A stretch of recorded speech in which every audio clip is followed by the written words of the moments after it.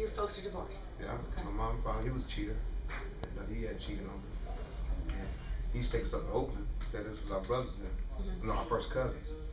And I asked him, man, that's your uncle? He said, no, he's our dad. That's our dad. So I knew that he was living a double life.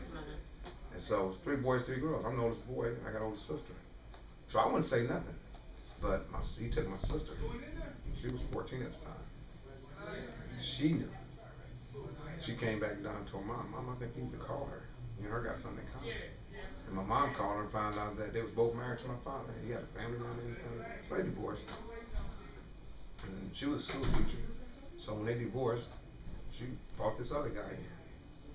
6'7", big old swole dude, big muscles. And he was the total opposite of my father. He did everything that we weren't used to. He smoked. When nobody smoking in the family, he did drugs. Nobody drank, did drugs or nothing. And because of our Christian background. And the grandfather was a Baptist preacher, so the whole family just was entrenched in our family. And so this dude came in and did everything. Then he started slapping my mother. And every time he would hit her, I would fight him. This is a big old dude. I would fight this dude every time. One day he beat her up real bad because she was 5 minutes late. No, we had told our mom that we passed by the bedroom, and he had like about 8 or 9 guys, some females in there too, and they was all shooting drugs. Needles hanging out there on. My mom came in there and had a big old argument, and he slapped her. My mother was the only child, never been hit before by a man, his first time. And we went in there, and he over, and he's talking to her, and we started fighting. I started fighting this grown man, 12 years old, beat me up. And but he beat her one day because she was 5 minutes late, socked her on the face, stomped her, kicked her in the face, drug her outside by her hair, picked her up and threw her in front of his car. So she was in the coma. We know she was gonna die or not. And I remember I came back and I was crying, and I took a bat. I was scared to take the wooden bat, so I took a aluminum bat and went in there and tried to hit a home run with his kneecap. Hit him 3 times hard. He jumped up off the first one, hollering, and I hit him again. And I hit him again with, you ever hit my mama? I knew when I ran, don't leave that bat. And I had my motorcycle already started up outside of and I ran outside, jumped my motorcycle and took off. So I knew he wasn't gonna catch me. But he was in the hospital that same night with my mom.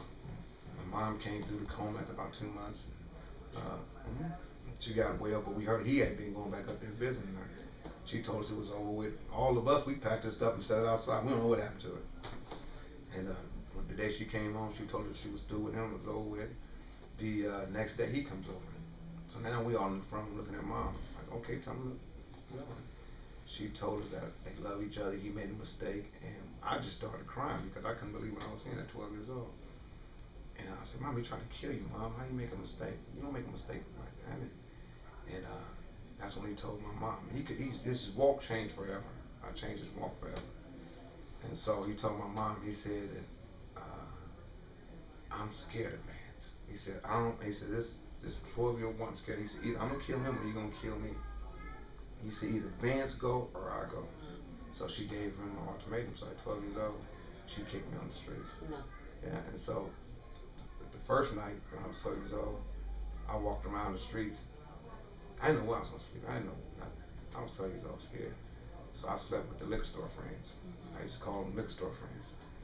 And all the guys in front of the liquor store drinking all day, sleeping in front of the liquor store at night. That's what I slept at. The next night, I found out how to get on top of McDonald's roof. So I took some boxes up and I put the boxes together and I slept inside the box. How long were you on the street like that? 14 days. And then on the 15th day? My grandparents found me, took me in. And that's when I started gangbanging. Never looked back. Started gangbanging, started fighting, it was 12 of us who started my neighborhood. You know it was gonna get this big, but it was 12 of us. And the next thing you know, at 13, I got shot twice. At 15, I got shot 6 times, thrown in the trunk. Snatched. I was at a fast food restaurant. They snatched me at the restaurant. Came up when I was ordering my food, and some guys came behind me, snatched me. I'm like, man, quit playing. Who is this? And they trying to grab my legs, and I'm fighting. I'm fighting about 9 or 10 guys, and I'm fighting. Because I know if they give me the back, what they was gonna do, and they did. And they finally got me in the back. When they got me in the back, they just shot me 6 times. They threw me in the trunk, took me in the back. It took me to Watts. And I went at Watts, and they took me in this alley. The alley had trees, just you couldn't even look down the alley and had trees. And they took me out, and I'm playing dead the whole time. I got my eyes open so I can see everybody, but I'm playing dead. And I remember one of the guys wanted to shoot me some more. He said, man, I shoot him again in the head, man, because he ain't dead. Oh, he dead, man. Look at him. And so I'm playing dead. And so after they left, I remember just laying in the alley crying, thinking that at 15 years old, this is how I'm gonna die in this alley. And I was like, wow. And I was just crying like, damn, I'm dying. This is how I'm gonna die in the last few hours on this earth. And I'm just crying because I know it's over and I'm dying. And then some kept telling me just to get up. I just hear a voice out of nowhere just telling me, get up, get up. Because I can feel my legs and my hands and still. I'm just laying down, and I just realized that I still feel everything. So I got up, and I couldn't see, so I didn't know whether or not they were still down there. So I walked real slow, and I came through the bushes. I seen this wide open, nobody there, and I walked through. And this Mexican lady and her husband, I ran into them. I got blood all over me by now. And she started hollering and screaming, and she grabbed me. And I remember her calling me Mijo. I didn't know what Mijo meant at the time. Told me my son. Her husband lifted up my shirt and got the blood on my back. And just when I seen this blood in his hands, he ran and got his son. And he looked at the blood all over me. And I just passed out. Woke up 3 days later. She was still in the hospital with me. And my mom was right there. So, and your mom was there? She was there. So she was talking crazy to my mom about what kind of mother would do this to her child and this and that. So. And then right after that, my mom bought me a car. She tried to spoil me materialistic and mind me, so she bought me a car. That's the same car that I picked those dudes up. And so. Listen, this is. I thought you knew all this. No, I mean.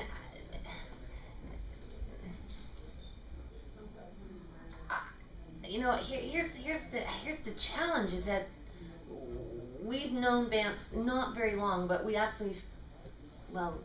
This is one of the most remarkable human beings with the most amazing story that I could venture to say none of you watching can even relate to. I can't. And Vance told me part of his story.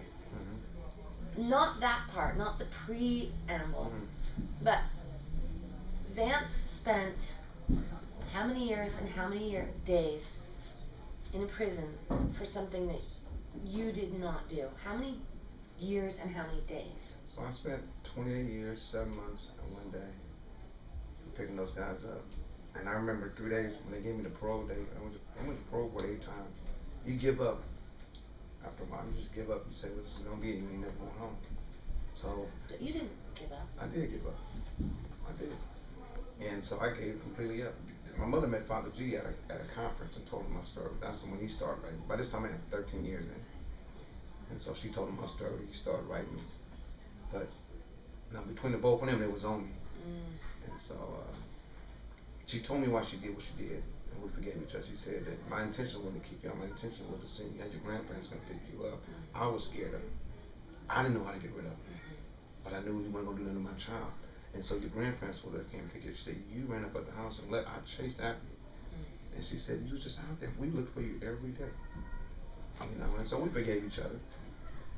But her and Father G was there, man. And so I remember when I got the parole date, I went in there, they gave me the parole date at my 8th parole board hearing. I couldn't believe it. I broke down and cried. So I called Mom, wrote Father G, told him. 3 days before I got ready to get out, they finally approved it at the 150 days. Remember I told you? 3 days before I got ready to get out, she died. So she passes. They had already gave away all my stuff and everything. And I'm 72 hours away from coming home after almost 29 years. And this lady passes. She died. And I mean, this lady, your mom? My mom, my mother. And I was just like devastated. I was like, man, I don't know what happened. This is why I tell everybody the first few weeks when I first got out was just, I don't know where I was, but I know that I went in my right frame of mind. I said, because your mom, especially y'all, was your first woman before boy you fall in love with. And so when your heart get taken from you, man, that's a piece of you that you can replace, man. So the first, I think, 12 many days I spent when I got out, I was at the funeral mortuary every day. And I would sit there, they had to bring me food, I didn't want to leave. And I would write her letters, and every day I would put it in the casket. And then the last day I wrote a letter, my last letter to my very beautiful mother. And I wrote her just a nice letter, making all these promises and commitments that I would never gangbang again, I would never do wrong again, I would never. And that I was gonna make her proud of me. And I've been out 2 years now, and I made her proud, very proud. So, Been here 2 years. Started from the bottom, rose to the top. I thank Father G for giving me an opportunity, man, because Homeboys taught me everything. No, I think that's true, perhaps, but again, behind the cameras, Jack, Riley, and Mick, and we have had the incredibly unique honor to sit with Vance, and I mean, I forced him to have lunch with us, but we sat and had lunch, and he says the most amazing things. I don't understand how anyone could be as poised and as generous and gentle as he is, having been persecuted for that long for something he didn't do. And I don't want to ramble because my story is irrelevant, but I mean, something he just said at lunch to us today and was that Vance, am just somebody that has everyday problems. Is there anything everyday about this? You guys, come down to Homeboy, call us, we'll bring you down to Homeboy.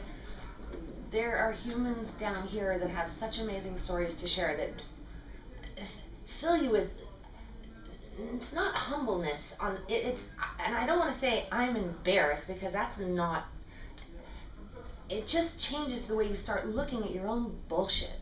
Sorry. So, signing out. This is such a special human being. Come down to Homeboy.